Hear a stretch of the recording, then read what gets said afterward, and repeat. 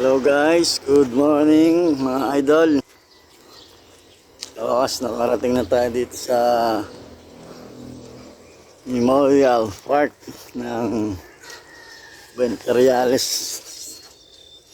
Dito muna tayo guys, mag-jogging para maging peaceful naman yung lugar natin. Tingnan nyo guys. Shout out sa'yo Gawad, Ponso Francisco. Shout out din sa iyo, Gawad, Larry Alejandrino. Good morning sa inyong lahat. Shout out to my all followers sa YouTube and Facebook. Please follow my YouTube channel and subscribe. Puro Mangyan TV Vlog sa my Facebook page. Puro Mangyan TV Vlog. Salamat sa inyo guys, malapit na tayo. Konting push na lang. Konting tiyaga lang, makakamit na natin ating pinapangarap na ma-monetize. Kaya sa all my followers, please naman po, subscribe na lang po. Maraming salamat, thank you. Napaka-peaceful dito guys. Very relaxing.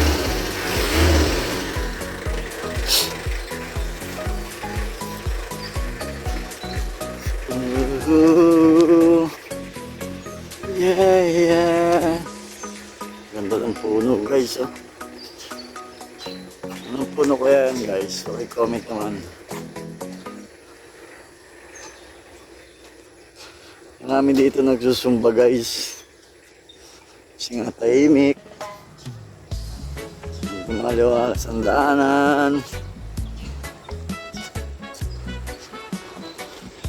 Tahimik talaga guys kasi makakalibing na dito, mapatay na eh.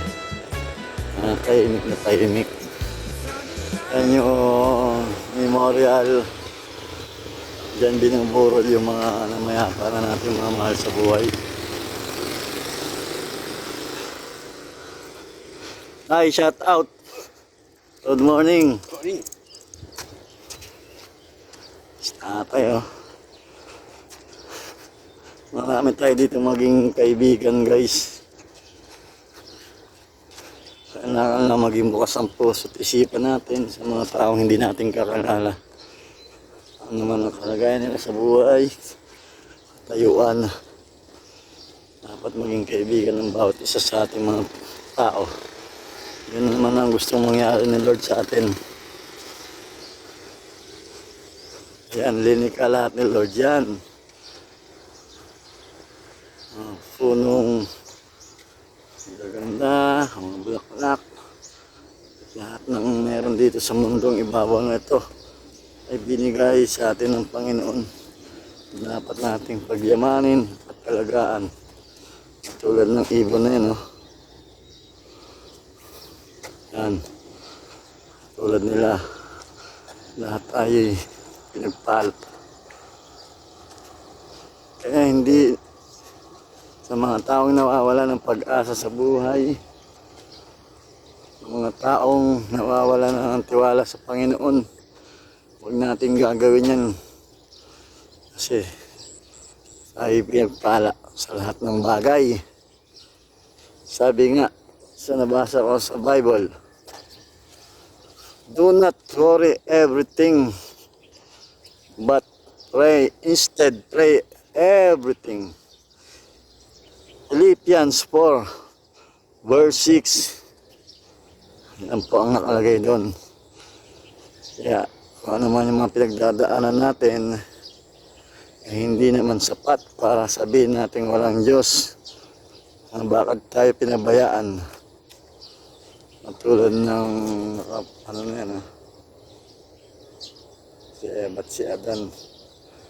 Yan.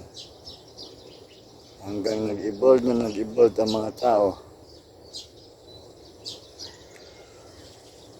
Huwag natin sasabihin na pinabayaan tayo ni Lord. Minsan nakakaranas tayo ng matinding pagsubok sa buhay, malaking problema, pinansyal, problema sa pamilya, sa barkada, sa kaibigan, sa syota, sa asawa, sa anak. Kung nawalan tayo ng mga mahal sa buhay, doon lahat ng yan ang pagsubok lamang. Hindi mangyayari yan, hindi alam ng Panginoon.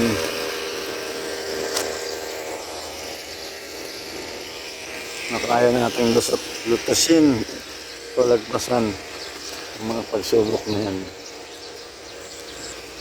Dapat pa rin tayong magpasalamat sa Kanya. Kasi buhay pa tayo, tumihinga pa. Meron pa tayong pag-asa, bumangon. Harapin ang mga pagsubok na yan. Nawang pa rin tayo sa mga taong na mayapa na. Tayo, makakasama pa natin, mamahal natin sa buhay, guys. Sabi nga doon sa napanood ko sa YouTube, maswerte pa tayo at ginigising tayo ng Panginoon sa umaga, sa gabi. Ang ibig sabihin nun, mahal tayo ng Panginoon. Purihin natin ng Panginoon, amen. Ibig sabihin nun, gusto niya pa tayong lumaban sa mundong ito at maging matatag sa mga pagsubok. Tulad ko ngayon, ano yung pinagdadaanan ngayon, natuto na ako sa buhay. Natuto na ako lumaban sa mga problema.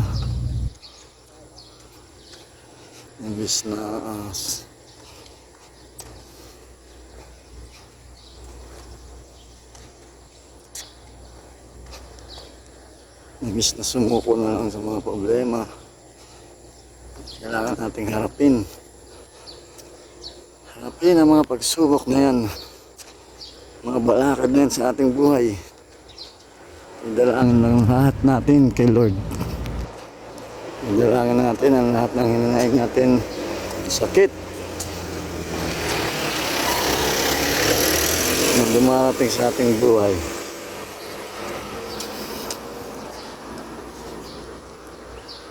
Ang lahat niyan ay lilipas din, mawawala rin. Parang buhay ng isang tao,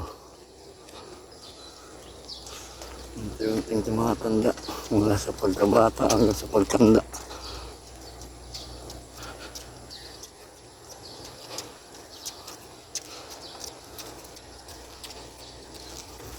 Hanggang sa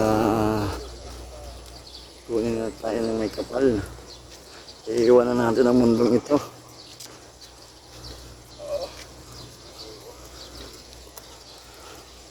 Kaya bago ang iwan natin ang mundong ito, gawin nating mapayapa, kaaya-aya sa paningin ng Panginoon ng ating buhay. Hindi lang para sa ating pangsariling kinabuka, hindi para sa kapakanan ng iba. Hindi man tayo perfecto tao, hindi man tayo mabuting tao, pero alam ng Panginoon yan. Bawat hininga natin, iniisip natin at galaw, alam ng Diyos yan. Walang makakaligtas sa Kanya. Dahil siya lang ang gumawa sa atin. Siya lang din ang kukuha sa atin. Kaya bago mahuli ang lahat, minsan sa buhay natin gumawa tayo ng tama sa ating kapwa. Wala namang perfectong tao sa mundong ito. Lahat tayo makasalanan, nakakagawa ng kasalanan. Pero ano man ang mangyari sa ating buhay,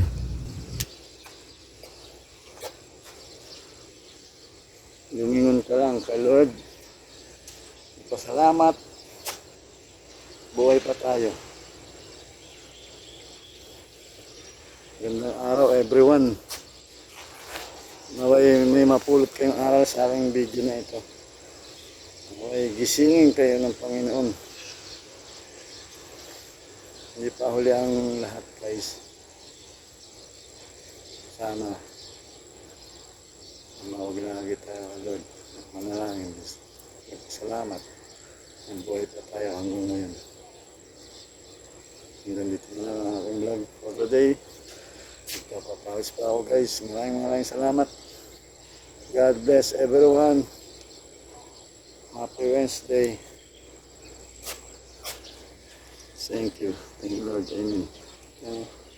Sa taas ako ngayon, guys. Ang tawag nito. BMP. Crematorium. Ibig sabihin yan, dito kani-cremate ang mga namayapang nating mga mahal sa buhay.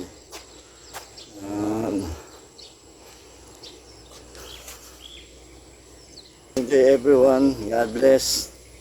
Laging safe ng lahat. Shoutout sa Diartola Boys. Shoutout kay Lord Cedric. Kakapit ko lang kanina sa school. Mag-aaral kang mabuti at maging mabuting bata. Tama.